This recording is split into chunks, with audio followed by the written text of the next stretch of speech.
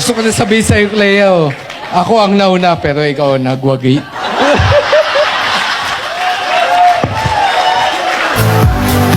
This next person that we'll be calling in front is Martin's brother from another mother.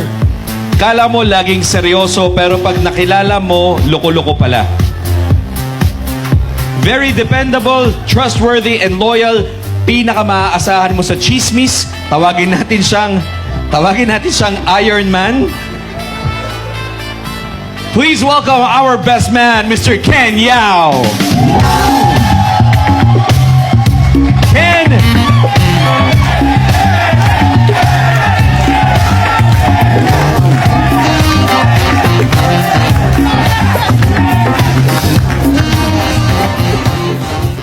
Hello. Sige. Good evening, everyone. Sorry, lasing na ako eh. So, I'm Ken Yao, Martin's best friend and best man.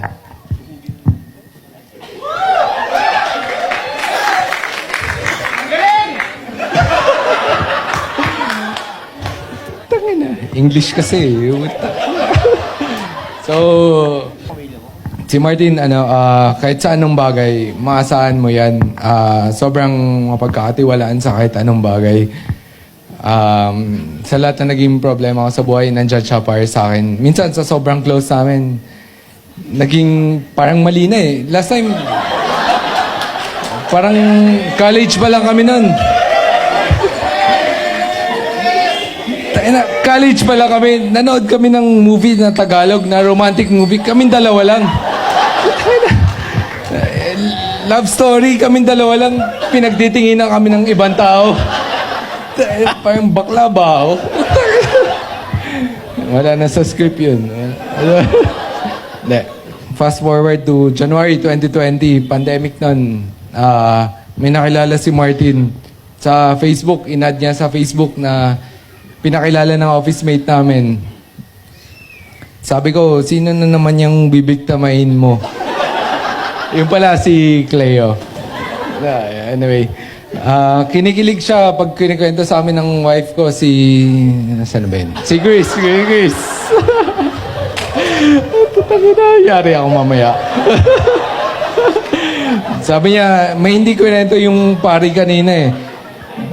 Sabi niya sa akin, Cleo, kinikwento sa akin ni Martin, ikaw daw yung patay na patay sa kanya. Nung high school pa lang kami, yung sa inter-school na varsity basketball, sabi niya sa akin, kilala mo na daw siya. Parang patay na patay daw ka daw sa kanya. So, sabi niya, chinito ako. Siyempre, sino ba naman hindi magkakagusto sa akin? Takina, huwag ka na mura-mura dyan. Takina, yun na may totoo eh. Teka lang Saan pa? Hindi, to be honest, Cleo. Nakainom kasi ako eh. Sabi niya, sobrang hirap para sa akin. Sabi ni Martin sa akin, puro positive lang daw sabihin ko. Pero, ang hirap. Takina, 2 days sa akong puyat dito. Takina. Sorry.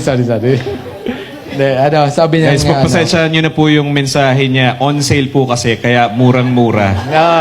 Sarado pa yung mobile bar. Nag-request na ako ng inumin ko.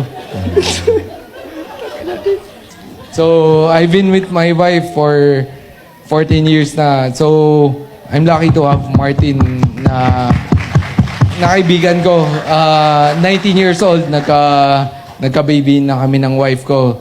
Si Martin lang yung kaibigan ko na nandun para sa akin nung nanganak yung wife ko. And sumuport sa akin sa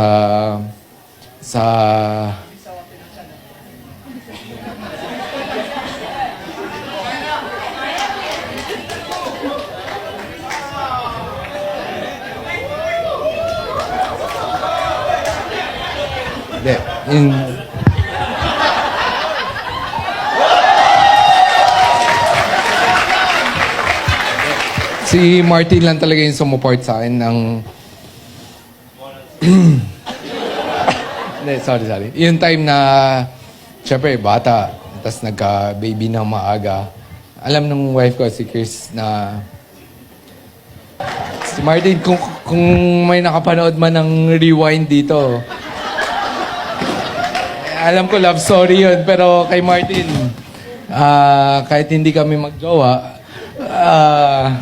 kung mauulit man, kunyari may next life ako, gusto kong mailala pa rin si Martin. Sa friend, sobrang maasahan kahit sa anong bagay. Sorry guys, sobrang hirap to para sa akin na kanina pa ako umiinom. Sabi niya sa akin, papakilala lang kayo, hindi kayo sasayaw. Anyway, so, may 3-letter words na seryoso ako ngayon So, LRT. So, sabi niya, wag lang kayo basta mag-commute or mag-kotse nyo. So, LRT, L is for love, R is for respect, and T is for trust. So, I think, for 14 years, in-apply ko to sa marriage namin ng wife ko. Effective naman. So, hindi naman siya nagagalit sa akin. So, L is for love, and R is for respect, and T is for trust. I know, sa lahat naman ng kinasal dito, wag na tayong maglokohan.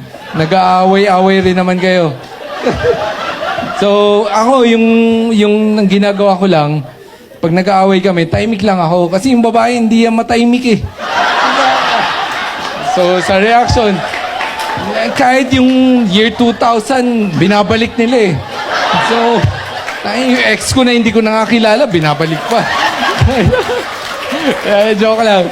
Yung Chris, so, advice ko lang. Advice ko lang.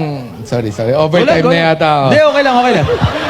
Pagka nag-aaway kayo, tsaka hindi naman maiwasan yan, timing ka na lang, Martin.